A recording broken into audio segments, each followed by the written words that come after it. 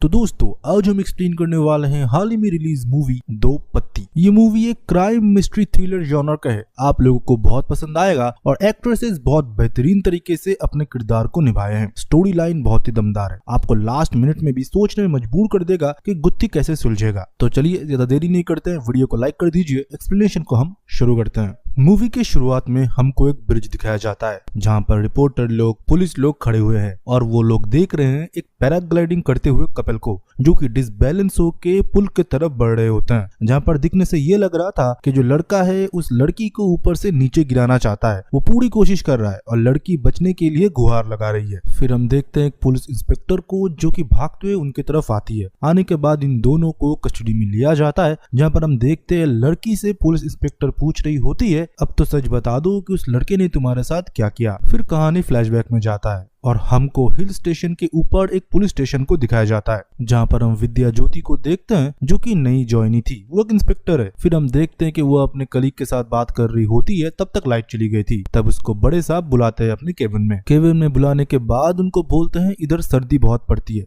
आदत डाल लो, और तुम्हारी इतनी बार पोस्टिंग हुई इसके पीछे का रीजन भी मुझे पता है। तुम इतनी ऑनेस्ट पुलिस ऑफिसर हो कि कोई भी काम को तुम अधूरा नहीं छोड़ते, हर जगह तुम ऑनेस्टी दिखाते हो, बट तुम्हारे साथ जो लोग रहते हैं वो तुम्हारी तरह सोचते नहीं, इसलिए तुम हर एक पुलिस स्टेशन से दूसरे पुलिस स्टेशन बदलते रहते हो। तो चलो तुम्हारे ऑनेस्टी की वजह से हम तुमको देते हैं पेट्रोलिंग की ड्यूटी, जो कि बिल्कुल भी अच्छा नहीं था। वो विद्या ज्योति को भी पता थी। अपने सीनियर ऑफिसर के लेक्चर सुनने के बाद वो फिर अपने केबिन में आती है। केबिन में आने के बाद उनके पास एक कॉल आता है, जहाँ पर ये पता चलता है कि एक घर में डोमेस्टिक वायलेंस हुआ है, एक लड़की को उसके पति ने मारा है। तो कंप्लेंट सुनने के बाद कांस्टेबल बोलते हैं मैडम आप जाएंगे ना, आपको ये पता लगेगा कि औरत कंप्लेंट करेंगे ही नहीं, बोलेंगे कि मेरा पति कुछ भी नहीं करता। विद्या तब बोलती है हमें हमारी ड्यूटी करनी पड़ेगी क्योंकि कॉल आया है, हमको जरूर जाना चाहिए। फिर हम देखते हैं विद्या जाती है उनके घर में और घर का दरवाजा खोलती है सोमिया सूद, और उसी के साइड में उसकी माँ जी भी खड़ी हुई होती है। विद्या के पूछने पे वो बताते हैं कि कुछ नहीं हुआ, पड़ोसी ने शायद कॉल कर दिया होगा, पर सोमिया कुछ भी नहीं बोलती, वो डरी सही में रहती है। तब जब विद्या पूछती है कि आपको ये चोट कहाँ से लगी, वो बोलती है कि अलमारी से मैं टकरा गई थी और कुछ भी नहीं, मेरे घर में कुछ नहीं हो रहा, और उसके मुंह के ऊपर वो दरवाजा बंद कर देती है। पर ये लड़की बहुत डरी सहमी होती है। फिर उधर से विद्या निकल जाती है। फिर एक दिन सुबह उसके घर में कांस्टेबल आता है, उनसे बात करते हैं कि मैडम स्टेशन जाने का टाइम हो चुका है, और वो खाना वाना ही पैक कर रही होती है। फिर कांस्टेबल और उसके अंदर बातचीत से हमको ये पता लगता है कि ये बहुत स्ट्रिक्ट पुलिस ऑफिसर है। वो रूल बुक को स्ट्रिक्टली फॉलो करती है। इसने अपने भाई को भी जेल में डाल दिया था 6 महीने के लिए, क्योंकि उसने रूल तोड़ा था। विद्या को ये आदत लगी उसके पापा से, क्योंकि उसके पापा जज थे और उसके मम्मी थे लॉयर, और विद्या के पास भी लॉयर का डिग्री है। वो लॉयर का डिग्री अपने रूम में अच्छे से सजा के रखती है, पर पेशे से है वो पुलिस ऑफिसर। वो चाहे तो किसी का केस भी लड़ सकती है। वो फिलहाल तो अभी सिंगल है। उसकी एंगेजमेंट में हुई थी, पर कुछ दिनों बाद उसके पति के सर पे उसने मटका फोड़ दिया था, क्योंकि एक्स्ट्रा मैरिटल शायद कुछ केस के बारे में उसको पता चल चुका होगा। गुस्से में इसका बिल्कुल कंट्रोल नहीं रहता। कांस्टेबल ये बोलता है मैडम सर पैराग्लाइडिंग पॉइंट पे कुछ बवाल हुआ है, हमको जाना चाहिए, सर ने भी बोला है। फिर वो लोग उस लोकेशन पे पहुंचते हैं जहाँ पर एक औरत पैराग्लाइडिंग जो लोग कराते हैं उनके साथ झगड़ा कर रहे होते हैं। पुलिस लोग अंदर घुसे उससे पहले ध्रुव सूद आता है। ध्रुव सूद मानो किसी हीरो की तरह दिखता है। वो आते ही उस लड़की को पहले कंफर्टेबल कराता है और उधर ही सब कुछ शांत करवा देता है। ये जो पैराग्लाइडिंग का जो बिजनेस है वो उसी का ही है। फिर वो कांस्टेबल बताते हैं उस दिन जिस घर से कंप्लेन हमको मिला था ना, वो इसी का ही घर है, उसी के पत्नी के ऊपर ही डोमेस्टिक वायलेंस हुआ था। ये सुनने के बाद मानो ये इंक्वायरी करने के लिए उनके सुवेनियर शॉप में जाती है और वो इधर उधर देखती रहती है और सोमिया सूद को ढूंढती रहती है। तब उनके सामने सोमिया सूद आती है और पूछती है मैडम आपको क्या चाहिए। फिर थोड़ी देर बाद और एक लड़की उनसे पीछे से बात करती है जो कि हूबहू सोमिया की तरह दिख रही होती है। वो देखने के बाद चौंक जाती है। फिर वो बाहर आती है और बाहर उनकी माँ जी खड़ी हुई होती है। वो फिर बोलती है ये जुड़वा बहनें हैं। फिर ये भी शौक हो जाती है कि उस दिन उसने किसको देखा था। माँ जी फिर इंस्पेक्टर विद्या को अकेले बुलाती है और बातचीत करने के लिए। वो ये बोलती है उस दिन घर से मैंने ही आपको कॉल किया था, वो सोमिया को मार देगा उसका पति ध्रुव सूद, और वो चाहकर भी कंपेल नहीं करा सकती क्योंकि वो अपने बहन से नहीं हारना चाहती, वो अपने परिवार को भी बचाना चाहती है। फिर जब बहन वाला एंगल आता है फिर हमको फ्लैशबैक में दिखाया जाता है और इंस्पेक्टर को वो सब कुछ बताना शुरू करती है। आज से बहुत साल पहले इनके घर में एज ए मेड इन दोनों बच्ची की देखरेख करने के लिए आई थी, पर कुछ दिनों में ही इन दोनों को इसने अपना लिया था। इनके माँ के साथ ये दोनों बहुत ही कनेक्टेड थे। पापा तो शराब में ही डूबे रहते थे। दोनों बच्ची अपने माँ से बहुत प्यार करते थे। उनके माँ के लिए भी पूरी दुनिया ये दोनों बच्ची ही थी। सोमिया बहुत डरी सहमी रहने वाली बच्ची होती है और शैली स्ट्रेट फॉरवर्ड। ये महज 8 साल के थे मैडम। इनकी माँ गुजर गई थी। सोनिया थोड़ा कमजोर थी और मुझको ही माँ बुलाया करती थी और शैली मुझे माँ जी बोलती थी। इन दोनों बच्चों की देख रेख मुझे करना पड़ता था। पापा तो शराब में ही डूबे रहते थे और माँ के मरने के बाद और ज्यादा। दोनों बच्चों की तरफ तो उनका ध्यान ही नहीं था। सोमिया थोड़ा कमजोर थी, वो दवाई भी लेती थी, इसके साथ इनहेलर भी, तो उसका देख रेख मुझे थोड़ा ज्यादा करना पड़ता था। पर शैली को ये बिल्कुल पसंद नहीं था। वो बोलती थी कि ये नाटक कर रही है, इसको कोई भी एक्स्ट्रा अटेंशन की जरूरत नहीं है। आपको तो पता है जब ट्विंस होते हैं दोनों में झगड़े होते हैं, दोनों में लड़ाई होता है। पर उनके पापा ने ये किया कि शैली को हॉस्टल में भर्ती कर दिया और शैली मानो तब से सोमिया के ऊपर गुस्सा थी। वो ये बोल के घर छोड़ी थी कि तुझको मैं देख लूंगी। आज तो मैं हॉस्टल में जा रही हूँ तो घर में रह रही है, पर लाइफ में मैं तुझे कभी जीतने नहीं दूंगी। ये लास्ट स्टेटमेंट के साथ शैली घर छोड़ती है और हॉस्टल में भी चली जाती है। कुछ दिन बाद इनके पापा भी मारे गए थे, पर शैली घर नहीं आई। हॉस्टल के छुट्टी में भी घर नहीं आई और इस तरफ शैली भी बहुत बड़ी हो गई। देखते देखते वो अपनी पढ़ाई वगैरह करने के बाद हमारे साथ दुकान में ही बैठती थी। और आपको पता होगा ना, नया जो पैराग्लाइडिंग पॉइंट बना है, वो हर दिन उधर जाती थी, थोड़ा समय बिताती थी। एक दिन उधर जाके वो फोटो वगैरह अपने आप खींच रही होती है। तभी उसकी मुलाकात उधर ध्रुव से हुई। ध्रुव देखने में हैंडसम, बहुत ही कॉन्फिडेंट, और वो सोमिया को अपने बातों में फंसा लेता है। फिर उधर हम ध्रुव को देखते हैं जो कि सोमिया से मीठी मीठी बातें करता है और ये बोलता है, तुम इधर बैठ के बादल क्यों देख रहे हो, तुम बादल को छू सकते हो, मेरे ऊपर भरोसा रखो। और सोमिया भी उसके ऊपर भरोसा करती है और पैराग्लाइडिंग के लिए वो मान जाती है। फिर वो दोनों पैराग्लाइडिंग करते एक साथ और पैराग्लाइडिंग करते हुए सोमिया को अपने बचपन याद आती है। वो देखती है कि जैसे वो, उसकी माँ और उसकी बहन एक साथ ऊपर बादलों को देखा करते थे। वो रोती रहती है, पर जब वो नीचे उतरती है वो सडनली मुड़ के ध्रुव को हक करती है और थैंक यू बोलती है, क्योंकि उसने कभी सोचा नहीं था कि वो एकदम बादल में जाएगा और बादलों को वो छू पाएगी। फिर धीरे धीरे इनका रिश्ता भी आगे बढ़ा। ये लोग एक साथ समय भी बिताने लगे। पर सोमिया को थोड़ा आगे जाने में डर लगता है। वो उतनी स्ट्रेट फॉरवर्ड तो लड़की है नहीं, पर धीरे धीरे इनकी दोस्ती गहरी होने लगी थी। एक दिन ध्रुव को सोमिया हमारे शॉप में मिलाने के लिए ले आई थी। हम सारे लोग बातचीत कर ही रहे थे। सोमिया बहुत खुश थी। तभी हम देखते हैं हमारे शॉप के बाहर एक गाड़ी आके रुकती है और मैंने इतने सालों के बाद शैली को देखा था, जो कि दिखने में हूबहू सोमिया की तरह ही थी, क्योंकि वो लोग जुड़वा थे, पर इतने परफेक्ट मैंने कभी सोचा नहीं था। वो आते ही सबके साथ बहुत अच्छे तरीके से बातें करती है, जो कि पहले से वो करती थी। वो बहुत ही स्ट्रेट फॉरवर्ड थी और वो जो कपड़े भी डाली हुई थी वो बहुत ही मॉडर्न थे। ध्रुव उसको देखने के बाद थोड़ा तो अट्रैक्ट हुआ और उन दोनों के बीच थोड़ा बातचीत भी हुई, जो देखने के बाद सोमिया बहुत मायूस हो चुकी थी। फिर हम शैली को देखते हैं जो कि अपनी बहन के साथ बात कर रही होती है। वो अपने बहन को उसी के ही अच्छे दोस्त मतलब ध्रुव के बारे में पूछती रहती है और ये बोलती है वो थोड़ा मेरे टाइप का है, मुझसे उसके इंट्रो करा दो बहुत अच्छे से, हम दोनों अच्छे लगेंगे ना, तुम्हारे मन में उसके लिए कोई फीलिंग्स नहीं है ना। सोमिया कुछ भी नहीं बोलती क्योंकि वो थोड़ा शांत किस्म की और प्राइवेट किस्म की लड़की थी, पर वो सब कुछ समझ चुकी थी कि शैली अब आ चुकी है। वो जिस किस्म की लड़की है वो ध्रुव को उससे दूर ले जाएगी और वही हुआ। ध्रुव के साथ नजदीकियां धीरे धीरे शैली बढ़ाने लगती है। अभी पैराग्लाइडिंग ध्रुव और शैली एक साथ करने लगे थे। एक साथ उनकी नजदीकियां धीरे धीरे बढ़ने लगे थे। वो लोग फिजिकल भी हो रहे थे, जो सब कुछ दूर से सोमिया देखती है, पर वो कुछ कर नहीं पाती। वो मन ही मन घुटती रहती है और ध्रुव के लिए उसका जो प्यार था वो बोल भी नहीं पाई। फिर सोमिया भी खुद को मना चुकी थी कि ध्रुव अभी उसके बहन मतलब शैली के साथ है। फिर हम देखते हैं कि ध्रुव एक टूरिज्म का डील करने के लिए टूरिज्म मिनिस्टर के साथ अपने घर के बाहर एक कॉन्वर्सेशन में था, जहां पर मिनिस्टर को 500 करोड़ के अप्रूवल के ऊपर साइन वगैरह करना था और अंदर डीजे पार्टी चल रहा था, जो ऑब्वियसली ऑर्गेनाइज कराया था शैली ने, जो कि बहुत मॉडर्न किस्म की है और बिना म्यूजिक की तो रह ही नहीं सकती। और ड्रिंक्स पीने के साथ थोड़ा सीन क्रिएट भी करने लगी थी, जो ठीक करने के लिए ध्रुव अंदर जाता है, पर ध्रुव के ऊपर वो चढ़ जाती है और उसके साथ फिजिकल होने की कोशिश करती है, जो कि मिनिस्टर भी देख लेता है और वो बोलता है ये मीटिंग अभी हम नहीं करेंगे, हम बाद में करेंगे, और वो चला जाता है। पर ध्रुव को तब एम्बैरेस फील होता है। उसका इतना बड़ा डील साइन होते होते रह गया सिर्फ शैली की वजह से, और शैली को मानो कुछ फर्क ही नहीं पड़ता।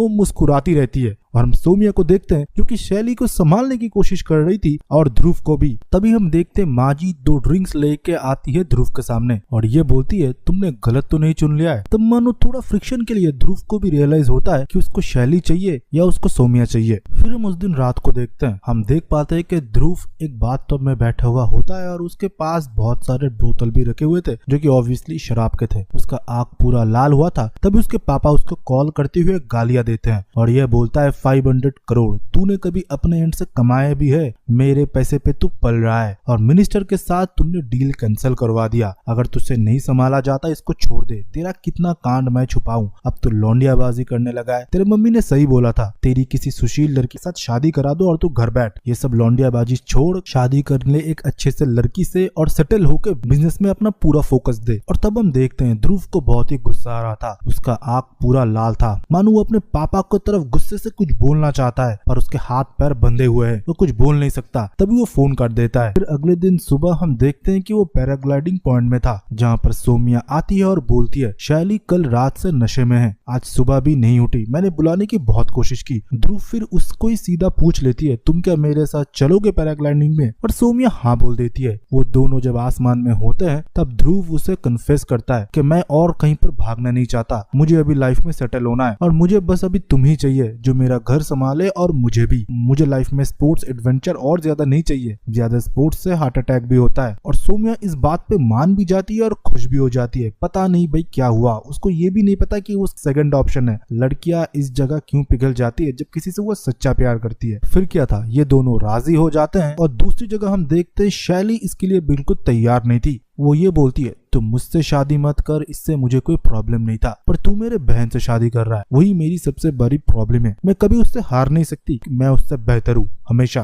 फिर हम देखते हैं इन दोनों की शादी हो जाती है। और दूसरी जगह हम शैली को भी देखते हैं जो कि बार में दारू वगैरह पी रही होती है। पर जब फैमिली फोटो लेने की बारी आती है वो हूबहू सोमिया की तरह ही ड्रेसअप करके सीधा खड़ी हो जाती है ध्रुव के बगल में। पता ही नहीं चल रहा था कि असली बीवी कौन है। मतलब वो ये चाह रही थी कि उसके बहन की मैरिज लाइफ वो हेल कर दे, इसके लिए वो पूरा डिटरमाइंड हो चुकी थी। ये तक कि उसके फर्स्ट नाइट में भी सोमिया बन के वो ध्रुव के कमरे में भी चली गई थी पहले। इसको लेके सोमिया भी बहुत अपसेट हो चुकी थी और उनका झगड़ा भी हुआ था। फिर हमको प्रेजेंट डे में दिखाया जाता है जहाँ पर हम देखते हैं विद्या बोल रही होती है तो डोमेस्टिक वायलेंस शादी के कितने दिन बाद शुरू हुआ। तो माजी बोलती है 2-3 महीने बाद ही शुरू हो चुका था और उसी के ऊपर उसका बहन जो कि उसकी खुद की बहन के घर बस जाए वो नहीं चाहती। मैं सोमिया के साथ उसके ससुराल आ चुकी थी और शैली भी इस बहाने से आ गई थी कि उनका घर रिनोवेट हो रहा है। अभी शैली सोमिया के ससुराल में ही रह रही है। पति का डोमेस्टिक वायलेंस, ऊपर से शैली भी उसके पति को सेड्यूस करने लगता है। अलग अलग तरीके से उसके साथ वो संबंध बनाने की कोशिश करती है, सिर्फ और सिर्फ अपने बहन के मैरिज को खत्म करने के लिए या उसको नीचा दिखाने के लिए। विद्या बोलती है जब तक शैली कंप्लेन नहीं करेगी उसके पति के बारे में कि उसे वो मारता है तब तक हम कोई एक्शन नहीं ले पाएंगे। फिर माजी को विद्या सलाह देती है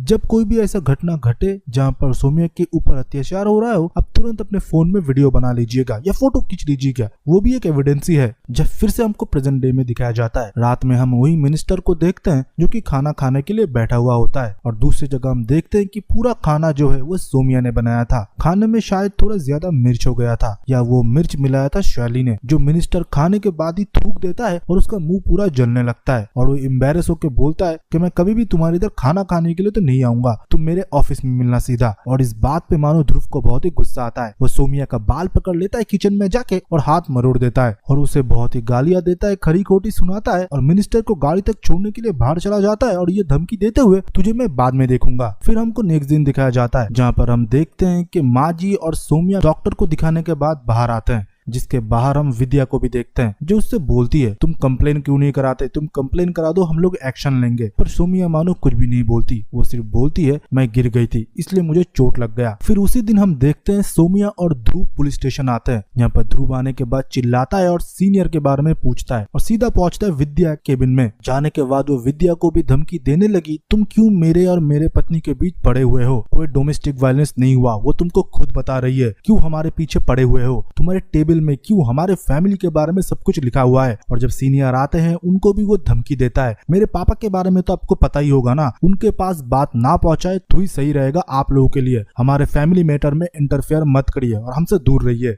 फिर हम उस दिन रात को देखते हैं। सौम्या किचन में खाना बना रही होती है और ध्रुव पीछे से आता है और उसके साथ इंटीमेट होने की कोशिश करता है। इंटीमेट होते हुए सौम्या बोलती है कि मुझे बच्चे चाहिए, जिस बात पे ध्रुव को बहुत ही गुस्सा आता है। वो चीखते हुए बोलता है फिर से वो नाटक तुमने शुरू कर दिया, और सौम्या को धकेल देता है। फिर वो अपने कमरे में चला जाता है गुस्से में। फिर अगले दिन सुबह हम माजी को देखते हैं, जहाँ पर शैली को बोल रही होती है सौम्या को वो बहुत मारता है, तुम सौम्या को समझाओ कि वो सहती है, वो पुलिस को सब कुछ क्यों नहीं बता देती। शैली फिर बोलती है वो नाटक कर रही है, उसको कोई मारवाड़ नहीं पड़ रहा। अब देखिए अपने पति के साथ कितना नीचे खुश है। ध्रुव फिर हम देखते हैं सौम्या से माफी भी मांगता है और सौम्या उसे माफ भी कर देती है। पता नहीं कैसा प्यार है इन दोनों का। फिर माजी शैली से बोलती है तू क्यों उधर से चली नहीं जाती, इन दोनों के लाइफ और ज्यादा खराब कर चुकी है तू। फिर शैली बोलती है इसकी पति ही मेरा पीछा नहीं छोड़ता, मैं चली जाऊंगी, आप चिंता मत करिए। फिर हमको अगले दिन दिखाया जाता है शैली और माजी गए थे बाजार सामान लेने के लिए। सौम्या और ध्रुव घर में अकेले थे। सौम्या को लगा था सब कुछ ठीक हो चुका है, ध्रुव ने फिर से माफी मांग लिया है। सौम्या फिर से बच्चों वाली टॉपिक उठाता है और ये बोलता है मुझे बच्चे चाहिए, हम दोनों को परिवार शुरू करना चाहिए। पर ध्रुव का ये कहना था मैं मेरे बिजनेस को एक्सपेंड करना चाहता हूँ, बच्चे के लिए मेरे पास टाइम नहीं है। और क्या हमेशा बच्चे बच्चे करते हो, लाइफ में थोड़ा फॉरवर्ड सोचो, लाइफ में थोड़ा गोल एम्बिशन बनाओ, शैली को देखे कुछ सीखो, मुझसे जीवन में गलती हो गई, मैंने गलत बहन को चुन लिया है। ये बात सुनने के बाद सौम्या भी अपना आपा खो देती है। वो बोलने लगती है तुम्हें तो घरेलू लड़की चाहिए थी, इसलिए तुमने मेरे साथ शादी किया, और तुम एम्बिशन गोल के बारे में पूछ रहे हो। मेरे लाइफ की एम्बिशन गोल मेरे लिए तो बहुत क्लियर है, तुम्हारे लिए क्या क्लियर है। पापा के पैसों पर बिजनेस संभाल रहे हो, फिर भी अच्छे से वो तुमसे संभाला नहीं जा रहा।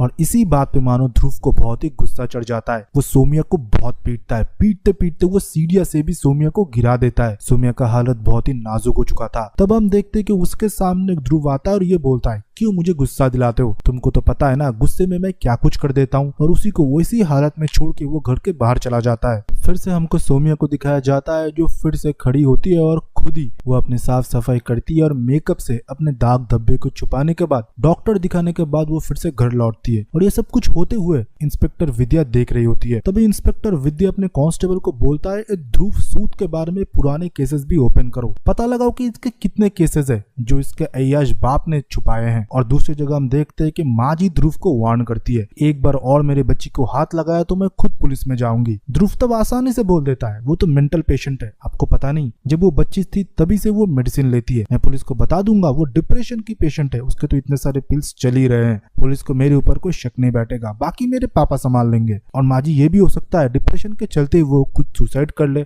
मतलब उसको जान से मार देने की धमकी देती है। तब माँ जी भी पूरा शांत हो जाती है। और दूसरी जगह हम सौम्या को देखते हैं जो कि अपनी माँ के तस्वीर को साफ कर रही होती है पागलों की तरह और कुछ बिरबिरा रही होती है। उससे शॉप की चाबी मांगने के लिए शैली जब जाती है उसे इस हालत में देख के वो भी शॉक थी, फिर भी उसे लगती है कि वो नाटक कर रही होती है। वो चाबी लेके फिर उधर से चली जाती है। फिर हम देखते हैं कि सौम्या का सामने ही अब ध्रुव शैली से बातें करने लगा था। सौम्या को सब कुछ दिख रहा था पर सौम्या कुछ बोल नहीं सकती थी। शैली को ध्रुव बोलता है कि मुझे अब उस इंस्पेक्टर नी को थोड़ा टाइट देना पड़ेगा। इंस्पेक्टर विद्या को धमकी देने के लिए भी ध्रुव जाता है, उसे धमकी भी देता है पर उधर कोई काम नहीं बनता। इंस्पेक्टर खुद उसे बोल देता है तुझे मैं तो पर्सनली देखूंगा, तो मेरे घर पे आके मुझे ही धमकी दे रहा है। ध्रुव फिर इधर से चला जाता है और जब वो अपने गाड़ी में जाके बैठता है और हमको दिखाई पड़ता है कि गाड़ी में शैली पहले से मौजूद होती है। ध्रुव के गुस्से को देखते हुए वो उसे शांत करने की कोशिश करती है और ध्रुव तब ये बोलती है मुझे तुम्हारे पागल बहन से बचा लो, मैं उसके साथ नहीं रहना चाहती और मैंने कभी उसे मारा भी नहीं। वो खुद सीढ़ियों से गिर जाती है, खुद ही खुद का हाथ जला लेती है और मेरे ऊपर ब्लेम करती है और वो शैली के कंधे पे सर रख के रोता रहता है और शैली भी उसे अपना लेती है। और ये सब कुछ होते हुए ऊपर से इंस्पेक्टर विद्या देख रही थी।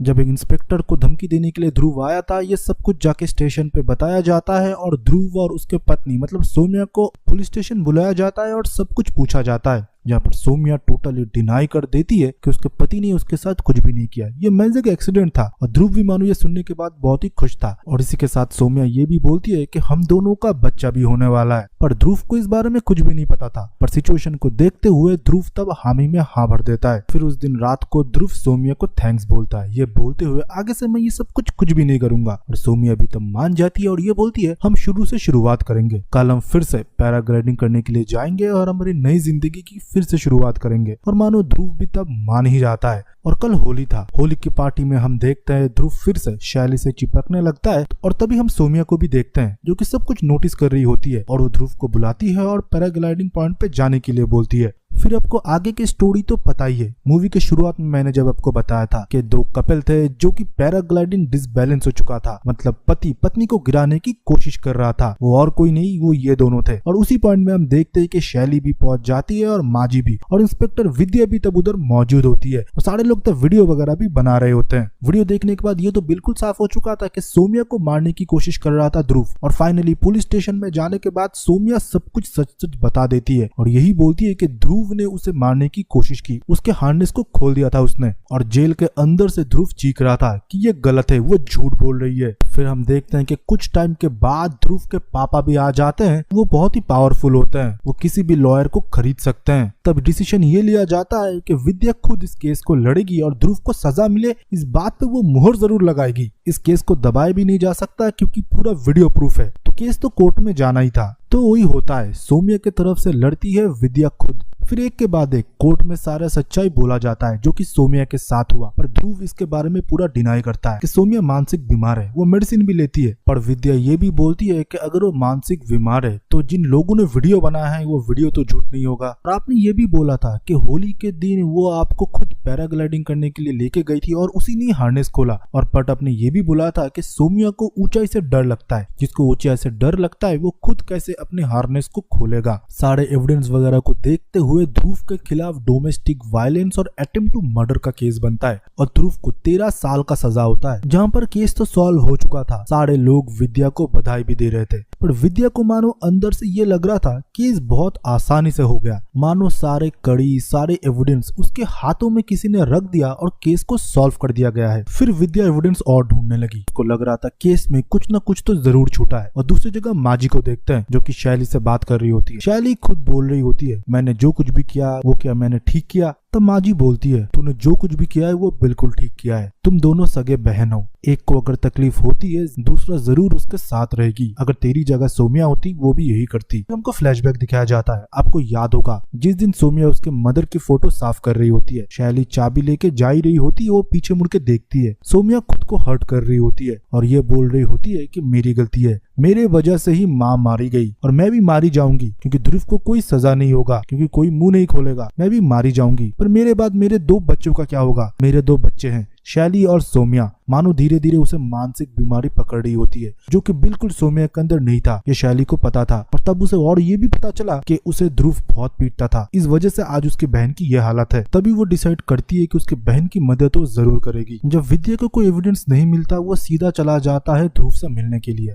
और ध्रुव से मिलने के बाद वो पूछती है, होली पार्टी से क्या तुम सीधा पैराग्लाइडिंग पॉइंट पे गए थे या कहीं और गए थे? तुमको और कोई डिटेल याद है? ध्रुव बहुत देर तक सोचता है और यह बोलता है, हाँ उसे थोड़ा इनहेलर चाहिए था इसलिए हम शॉप होते हुए गए थे, और मैं आपसे कोई बात नहीं करूंगा, मेरे लॉयर आपसे बात करेंगे, मैं जरूर छूट जाऊंगा। ये बात सुनने के बाद ही मानो विद्या को पूरा गेम धीरे धीरे समझ में आना शुरू हो जाता है। जब इनहेलर लेने के लिए गाड़ी रुका था, सोमिया गाड़ी से बाहर निकलती है और शॉप के अंदर जाती है, पर शॉप से बाहर आती है शैली जो कि हूबहू सोमिया की तरह मेकअप करी हुई थी। इसलिए जब हार्नेस खोला गया उसे कोई डर नहीं लगा क्योंकि शैली को ऊंचाई से कोई डर नहीं था। फिर आगे की स्टोरी तो आपको पता ही है। फिर पुलिस स्टेशन से विद्या को ये भी पता चला मेडिकल करने से थोड़ी देर पहले दोनों को ही एक साथ बाथरूम आया था और दोनों बाथरूम के अंदर ही एक दूसरे के कपड़े बदल लेते हैं, और एक दूसरे कपड़े बदलने की वजह से सबको लगा कि ये शैली है और ये सोमिया। तो दोनों ने मेडिकल भी कराया और मेडिकल भी दोनों का साफ ही निकला, किसी को कुछ भनक भी नहीं लगा। Truly master plan. और विद्या तब हंसती है और ये बोलती है, जो तुझे कोर्ट में बोलना चाहिए था, जिस वजह से तू बच सकता था, वो तूने कोर्ट में नहीं बोला गधे। और ये बोलने के बाद वो बाहर चली जाती है। फिर सीधा विद्या पहुंचती है सोमिया के घर में। सोमिया के घर में जाने के बाद वो देखती है कि माजी और शैली बैठी हुई होती है। उन दोनों से वो प्रॉमिस करती है कि केस को मैं रीओपन करूंगा, तुम तीनों को मैं सजा जरूर दिलाऊंगा, तुमने क्या बेवकूफ बनाया है मुझे। शैली फिर बाहर आती है और मैम को रोकने की कोशिश करती है, ये बोलती हुए, मैडम अगर आप ये करते हो मेरी बहन वैसे ही मर जाएगी क्योंकि वो मेरे बहन को मरवा देगा। आपको भी पता है कि उसने ये सब कुछ किया है मेरे बहन के साथ, आप लोग क्या चाहते हो? जस्टिस के चलते हुए मेरे बहन जब मरेगी तब क्या मैं पुलिस के पास पहुंचूंगा? मुझे पता है जो कुछ भी किया गया है वो हमने ही किया है, पर ये सच्चाई है कि उसके साथ ये सब कुछ हुआ है, उसके साथ डोमेस्टिक वायलेंस हुआ है और इतने हद तक हुआ है कि वो मर सकती थी, ये आपको भी पता है। अब मैं आपके ऊपर छोड़ देता हूँ, आपको केस रीओपन करना है या हम लोगों को ऐसे ही जाने देना है और हमको खुशी से जीने देना है। पर हम देखते हैं कि कोर्ट में केस रीओपन होता है। विद्या ने केस को रीओपन किया था। कोर्ट का प्रोसीजर शुरू हो और विद्या कुछ एविडेंस पेश करे, इससे पहले हम देखते हैं कि सोमिया बोलती है कि मैं कुछ कन्फेस करना चाहती हूँ। जज उसे कटघरे में आने के बाद सब कुछ बोलने के लिए बोलता है। सोमिया फिर बोलती है, मैं कन्फेस करती हूँ कि मेरे माँ के मरने में मेरा भी हाथ है। मेरे पापा आए दिन मेरे माँ के ऊपर डोमेस्टिक वायलेंस करता जाता, हम लोग बस देखते थे,